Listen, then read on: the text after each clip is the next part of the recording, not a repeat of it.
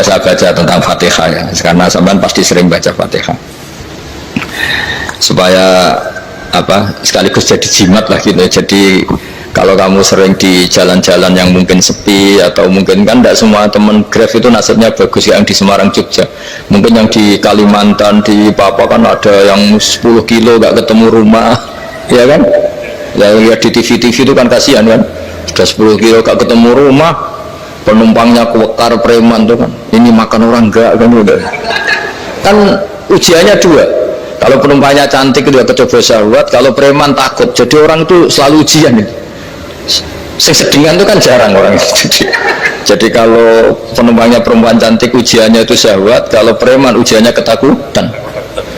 Kalau orang yang lemah bawa uang ujiannya kamu ingin garong. Jadi hidup itu memang semuanya ujian. Liyabluwakum ayyukum ahsanu amala. Makanya saya sering ditanya oleh teman-teman, Gus, nah ujiannya kenal wong wedok elek piye? Sama, kenal wong ayu ujiannya syahwat, kenal wong elek ujiannya ngenyek, itu sama-sama dosa. Syahwat ya dosa, ngenyek juga dosa. Wah elek keriting untuk metu ya dosa ngomong gitu. Kadang-kadang orang berpikir enak kancanan wong elek gak dosa. Kata siapa kancanan wong elek itu ya dosa, karena bawaannya ngenyek. Ngenyek itu menyepelekan itu. Makanya saya itu ya gak mau berteman sampean. Nanti kan bawaannya ngenyek atau seneng ya tidak tahu. Ya sudah ada takdir saja, kalau ketemu ya tak ulang ngaji gitu. Tapi ini ngaji terakhir, setelah ini ngaji biasa aja, tidak usah resmi gini. Ngaji kok resmi aneh.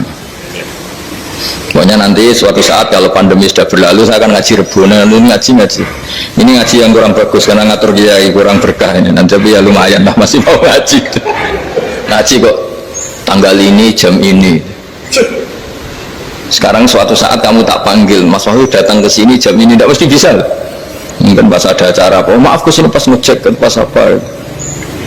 Jadi ya sudah, tapi tak maafkan, enggak apa-apa. Takdir ya.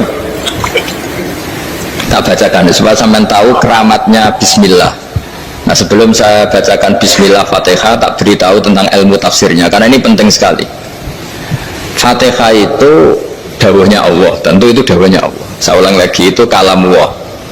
Tapi yang sudah diberikan kesampaian ke kita semua, sehingga seakan-akan itu menjadi dawuhnya kita ke Allah. Jangan salah loh ya, Fatihah itu dawuh Allah, tapi sudah diberikan ke kita, sehingga posisi kita itu yang punya itu.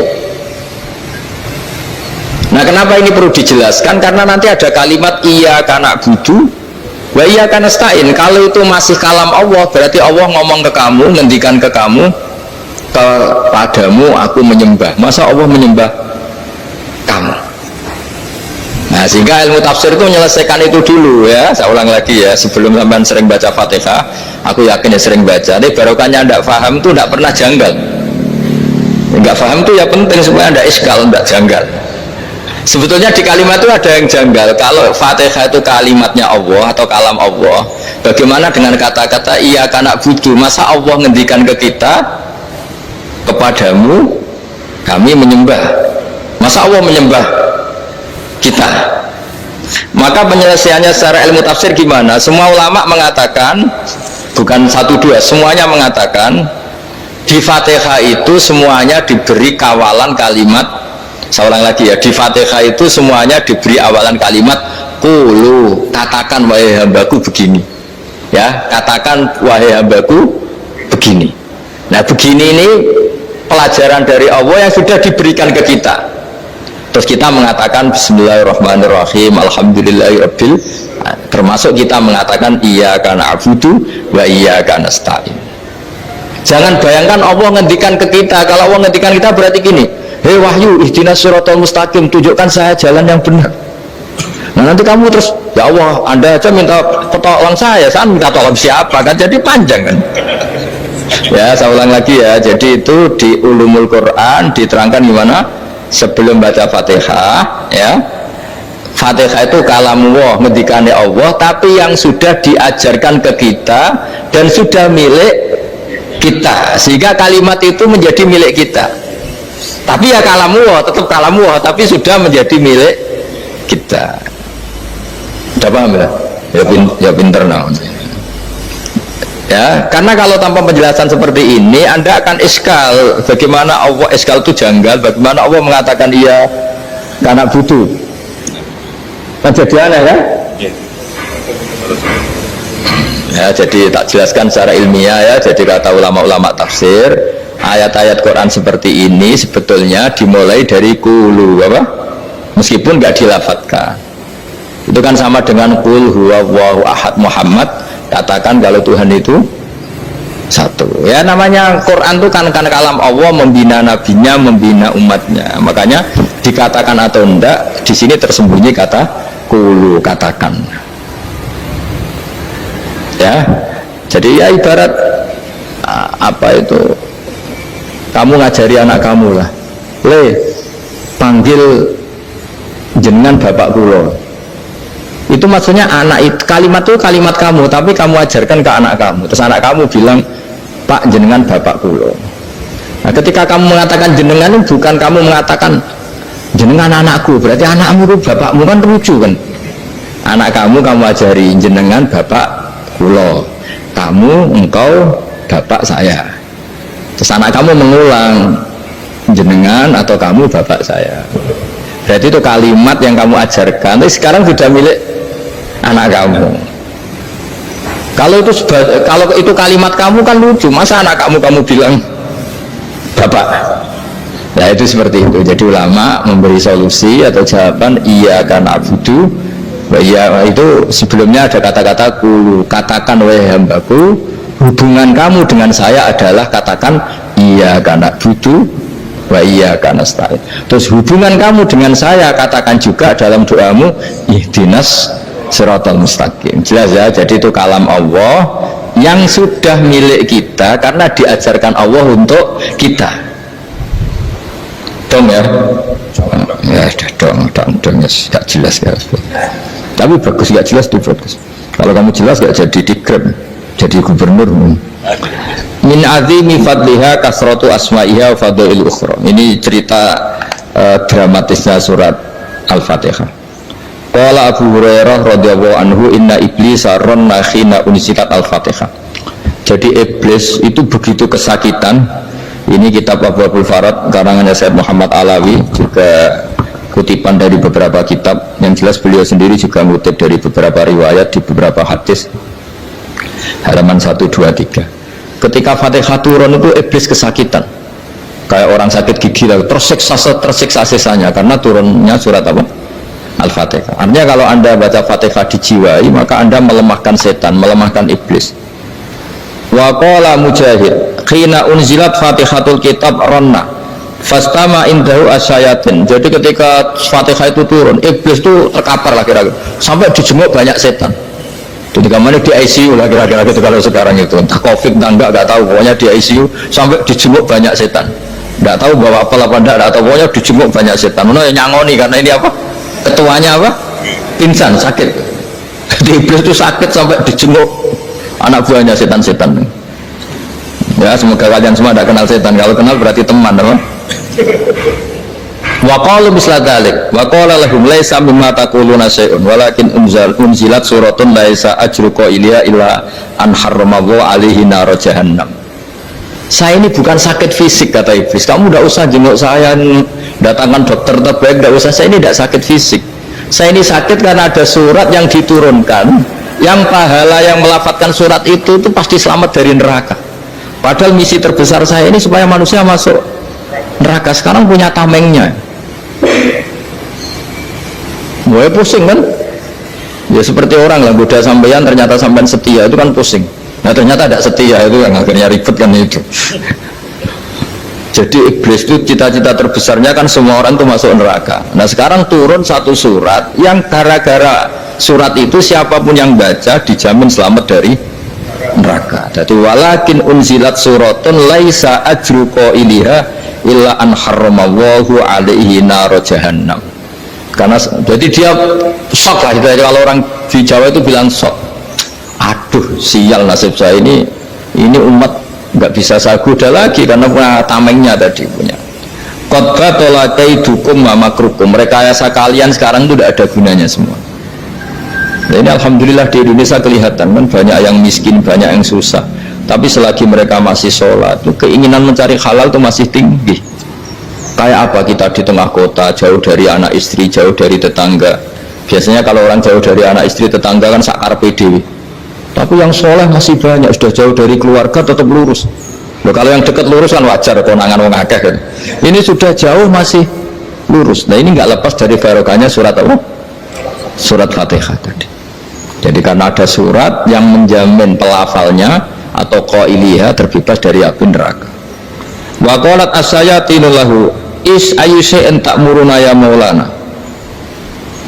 Faqala lahum idhabu wajtahidu hatta tukhfilu qulubahum hatta la yaqulu hadhihi surah. Lalu kita gimana? Jari para setan itu. Lalu kita gimana? Terus kata iblis, sudah bikin mereka lupa sehingga tidak baca lagi. Selagi masih baca kita pasti keok. Jadi kalau sampean sudah jarang baca Fatihah itu berarti sudah bagian dari kemenangan apa? Iblis. Jadi kalau sampean sudah jarang baca Fatihah itu berarti bagian dari kekalahan Anda, kemenangan iblis. Masih sering baca? Berapa kali? Kali sholat. Dan sama lagi? Ya, kalau ngajar itu juga saya juga kalau ngajar. Kok 5 kali tok itu? Berarti pas sholat fardu tok itu? Enggak 5 kali itu mendingan itu 17. Kamu itu ngitungnya jangan 5 ini. 5 waktu saja. 5 waktu itu berarti lumayan lah. Berapa? 17 ya? Ya. 17 ya? Ya. 17, tapi kalau makmum tuh sering separuh kan, apalagi makmum terawih. Ya kan? Makmum terawih itu bacanya Fatihah ada yang sempurna enggak ya? Ya enggak lah. Baru alhamdulillah rabbil alamin lampu ruku ikut ruku itu makmum kan. Yang terawih teman. Kalau terawih jarang sempurna ya. Fatihahnya itu. Kan imam sudah ruku. Kamu bacanya Fatihah sampai mana tuh? Dari setengah ya. Ya paling pas terawih aja kan enggak sempurna ya. Apalagi kalau imamnya sing kilat tuh aduh malah. Nah ketika Fatihah itu sebegitu keramatnya, sebegitu topnya, itu setan rapat, singkat cerita itu yang tadi dipimpin oleh iblis yang sedang terkapar apa? Terus tali obatnya nggak ada, cuma dia shock karena ada surat yang turun yang melafatkan itu pasti selamat dari apa? Neraka. Nah ini gimana saran Anda? Terus sarannya adalah bikin orang-orang itu lupa, nggak baca Fatihah. Nah ini rapatnya iblis. Idzabu wajtahidu hatta tufilu qulubahum hatta la yaqulu hadhihi surah. Kala yuksiru qira'ataha wa la yakunu lahum ajrun wa thawabun bal yakunu lahum adzabun wa iqabun.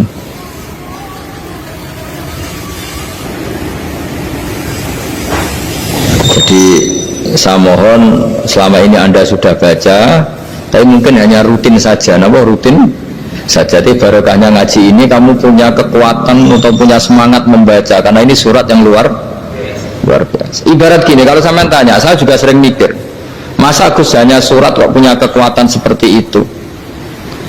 Di dunia ini kata Allah, mulai Nabi Adam sampai kiamat, nggak ada yang bisa menandingi kekuatan kalimah. Kalimah itu kata-kata, nggak ada yang bisa menandingi kata-kata. Misalnya Anda nge-grab berangkat istri cuek, berangkat cuek, itu beda dengan ketika meskipun satu kalimat, wes Pak muga-muga dilindungi pangeran, mungkin jenengan selamat, itu menjadi teduh dan semangatnya luar biasa karena kayak mendapat support. Jadi kira-kira kalimat itu hubungannya kita dengan Allah, Fatihah itu seperti itu. Kamu melafadzkan satu kata-kata yang dibenarkan langit bumi, dibenarkan aras, dibenarkan malaikat, dibenarkan semua penghuni di dunia ini. Sehingga itu efeknya luar biasa. Itu seperti gini ya, kamu cerai sama istri, terus nikah lagi katut babon. 10 tahun anak kamu dididik, ibunya benci kamu, dan memang Anda layak dibenci. Dididik. Dan sampai nggak pernah manggil kamu Pak. Suatu saat kamu tentu rindu kan ingin dipanggil bapak oleh anak kamu. Suatu saat anak ini manggil kamu Pak E. Itu senengnya bukan main, hanya sebuah kata-kata. Makanya kadang-kadang orang itu tanya sama kiai, ijazah lafadz ini gunanya apa sih? Itu ijazah-ijazah itu untaian kata-kata. Yang kata-kata ini dibenarkan langit dan bumi dan aras dan para malaikat, sehingga efeknya itu luar. Nah ibarat seperti itulah, kamu melafadzkan Fatihah itu melafadzkan kata-kata yang dibenarkan Allah dan Rasul dan semua malaikat, semua penghuni langit. Maka ini efeknya pasti luar Nah di sini lah orang-orang dulu tuh tahu keramatnya itu, sehingga ketika melawan Belanda, melawan Jepang dulu itu kalimat-kalimat itu menjadi mantra yang luar biasa. Doa yang luar biasa. Tapi di era modern karena orang sudah tidak ngerti itu, dianggap itu mantra, jimat, khurafat, bid'ah, waduh ribet menemal. Sebetulnya tidak seperti itu. Memang kata-kata ini kekuatannya luar biasa. Sama kesakitan hati kamu juga karena itu. Snojek wangilan. Bapak di bojo kok kowe gagah tok kere. Wah, itu seling terus mesti. Padahal kalimat itu kan tidak melukai secara fisik, tapi apa kerjanya sesuk sarasa-rasa. Karena terus dengan pengadilan seperti itu kan, ngapain kerja demi perempuan yang seperti ini? Lagi-lagi kata-kata ini luar. Nah bayangkan kalau kata-kata itu adalah kalimat yang diajarkan Allah lewat Rasulnya, lewat malaikat Jibril. Kayak apa kekuatannya itu? Nah, kira-kira Fatihah itu gitu. Kalimat yang baik, kalimatan thayyibah diajarkan oleh Allah dan Rasul. Kayak apa kira-kira kekuatannya? Pasti luar biasa. Wong support yang dikatakan istri kita, anak kita aja luar biasa, apalagi ini support yang diajarkan Allah dan Rasul. Ya makanya saya mohon kalau baca Fatihah, baca kalimat-kalimat thayyibah ketika sholat itu dijiwai. Ya misalnya Rabbana lakal hamdu mil'us samawati wa mil'ul ardi wa mil'u ma syi'ta min syai'in. Engkau zat yang layak dipuji, dan pujian ini memenuhi langit dan bumi. Karena kita tahu nggak ada sejengkal di alam raya ini kecuali di situ ada rahmat Allah. Misalnya kamu bisa lewat sampai rumah saya, kamu mungkin anggap biasa saja. Coba kalau ngalami likuifaksi, tahu-tahu bumi ini ambles, bisa melewati yang likuifaksi itu luar. Tanyakan orang pernah ngalami likuifaksi di Sulawesi, itu melihat bumi bisa diinjak gak ambles itu, wah luar. Sama nggak ngalami itu sehingga lewat bumi ya biasa aja. Coba kalau ngalami seperti tidur, ya biasa aja. Coba kalau ada gempa, bahwa bumi tenang ini sudah nikmat yang luar biasa. Masa kamu ngakui nikmat nunggu digituin? Ya kan? Nah, itu, makanya baca Fatihah dijiwai lah, bahwa ini kalimat yang luar biasa. Nah, saya teruskan ya. Warwa Muslimun fi sahihihi an Ibnu Abbas radhiyallahu anhuma annahu qala bainama Jibril alaihi salam qaidun dan Nabi itsami anaqidan min fawqih farafa ra'sahu faqala hadza babun minas sama futihal yawma lam yuftaqadu ilal yawm fanazala minhu malakun faqala hadza malakun nazala ilal ardi wa lam yanzil qattu ilal yawma fasallim waqal abshir binuraini qad uti tahuma lam yu'tahuma nabiyyun qablak Fatihatul kitab wa khawatimu suratil Baqarah. Jadi suatu saat Jibril ini jagongan kira-kira gitu sama Rasulullah, tahu-tahu langit itu gemuruh. Karena langit gemuruh, kata Jibril, terus semuanya ngangkat kepala ke langit. Ini pintu langit baru ini dibuka, yang sebelumnya tidak pernah dibuka seperti ini. Turunlah malaikat, yang malaikat ini pun malaikat spesial, yang nggak malaikat murahan lah kira-kira gitu, yang nggak pernah turun ke bumi kecuali juga saat itu, dengan penyambutan yang luar biasa, dengan semuanya tidak pernah terjadi, hanya karena bahwa surat Fatihah. Jadi ini surat yang luar biasa, pengawalannya lewat malaikat yang spesial, nggak pernah turun di bumi kecuali saat itu, penyambutannya juga nggak pernah seperti itu, baru seperti itu. Jadi semuanya itu spesial. Nah, kenapa ini spesial? Karena di situ ada isi puja-puji kepada Allah Subhanahu wa ta'ala. Ada ikrar kita, alhamdulillah rabbil alamin ar-rahmanir rahim. Ikrar ini penting. Kalau contoh paling gampang gitulah, kamu punya istri selama ini cerewet, terus suatu saat ngomong, Pak, tak angen-angen rawono wong lanang kayak sampeyan. Itu langsung tidak ada lelaki sebaik engkau. Itu sama senengnya, masya Allah, karena ada ikrar dari seorang istri ke kamu. Nah bayangkan kalau ikrar kita sebagai hamba diakui oleh Allah Subhanahu, maka ikrar ini akan dicatat sebagai kebaikan kita yang kita panen nanti di akhirat, karena ada ikrar. Kita ikrar bahwa alhamdulillah rabbil alamin, kita ikrar ar-rahmanir rahim, kita ikrar maliki yaumiddin, kita ikrar iyyaka na'budu wa iyyaka nasta'in. Misalnya jadi orang Indonesia, ketemu orang Indonesia yang makmur di Jerman, terus lupa Indonesia. Kamu orang Indonesia? Enggak, saya enggak orang Indonesia. Mangkel gak kira-kira? Mangkel. Karena salah ikrar kan gitu. Ya, jadi saya mohon jangan anggap kalimat itu hal yang biasa, tapi luar biasa. Nggih, ngoten mawon. Assalamualaikum warahmatullahi wabarakatuh.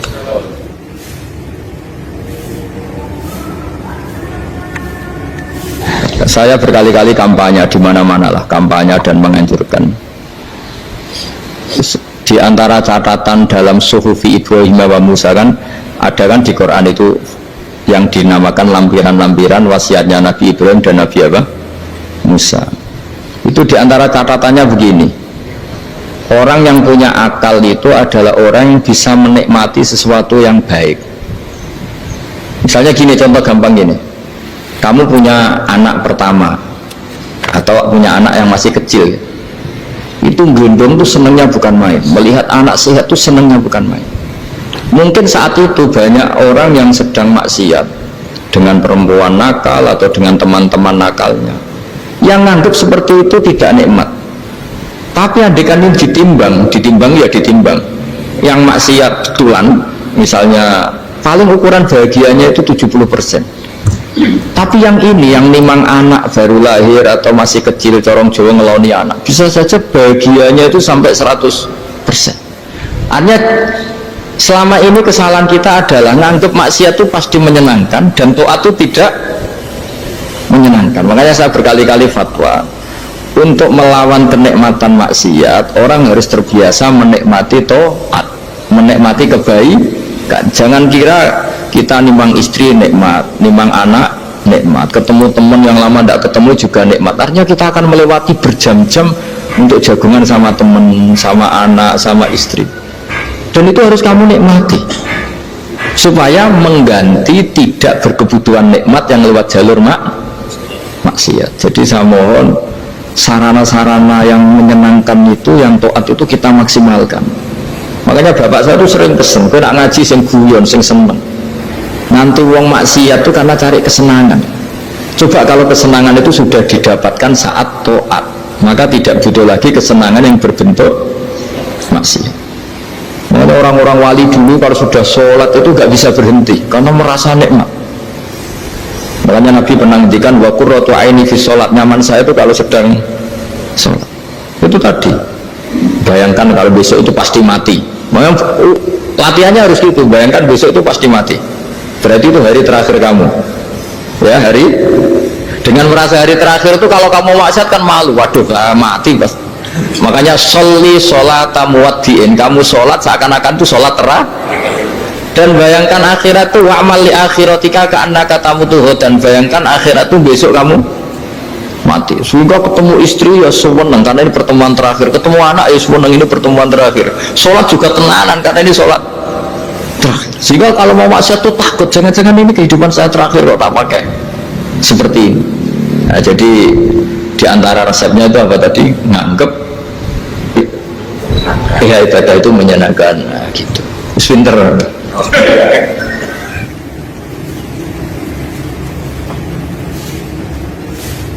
Oke, satu pertanyaan lagi, Mas. Ini ada pertanyaan dari teman-teman mitra driver Grab. Saat mengantarkan barang, tiba-tiba azan waktu sholat, ya, Bos.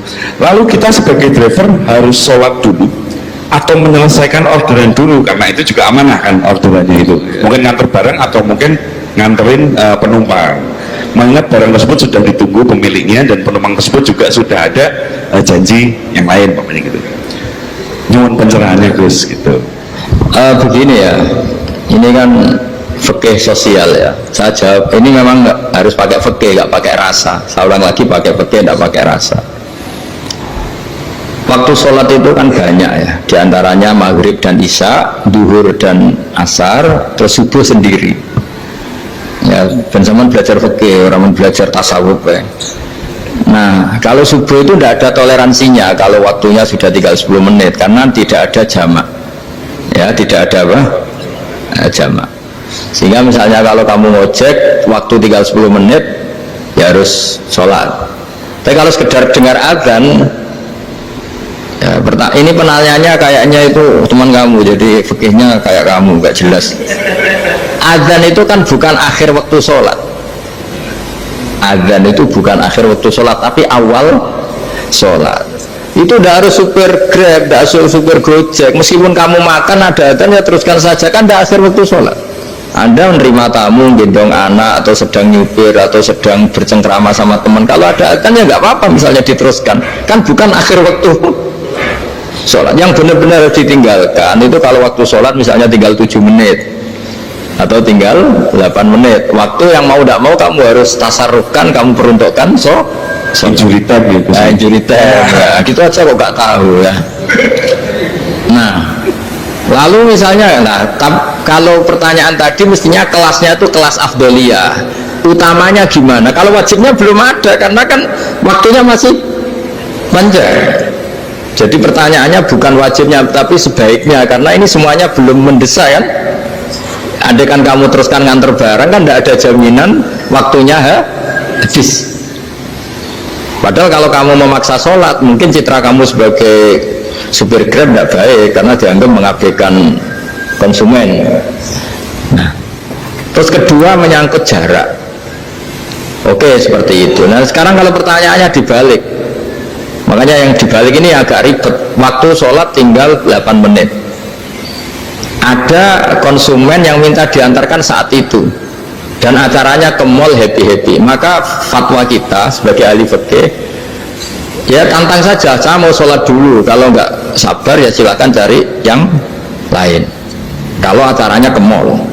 Tapi kalau acaranya kelahiran atau transfusi darah atau mau nganterin darah ke pasien yang sudah koma, maka kita langsung, karena ibadah sosial itu didahulukan mengalahkan ibadah yang haknya Allah, karena Allah itu zat yang tidak butuh ibadah kalian.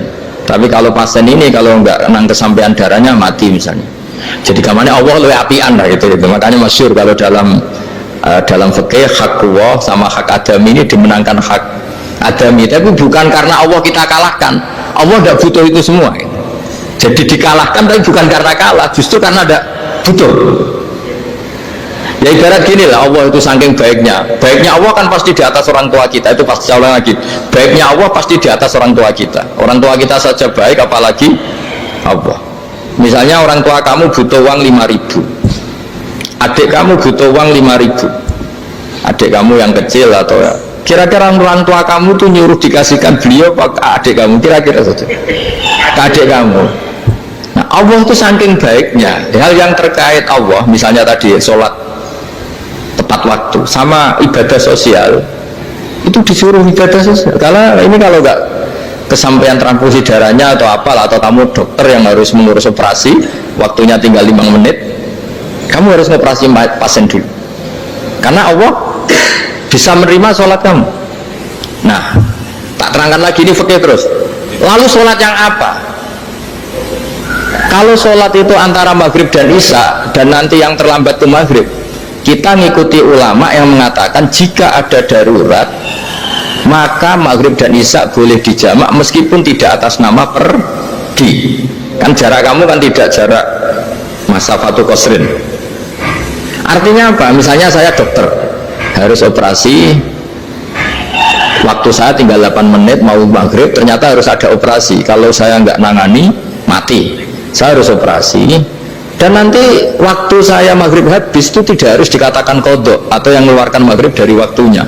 Bisa saja menurut ulama dianggap boleh dijamak takhir dengan isya, karena kondisinya masih waktu jam'in.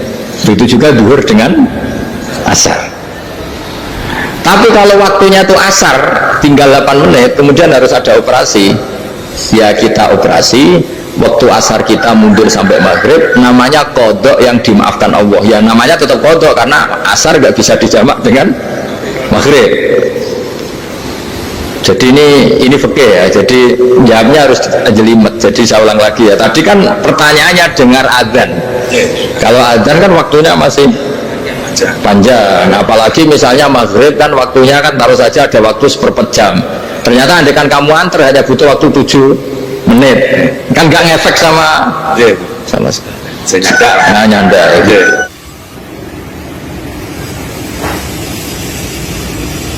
Kalau ada driver dapat orderan food, nganterin makanan, tapi makanannya non halal, itu pripun. Nah, makanya itu tadi, kamu tahu betul kalau itu non halal loh.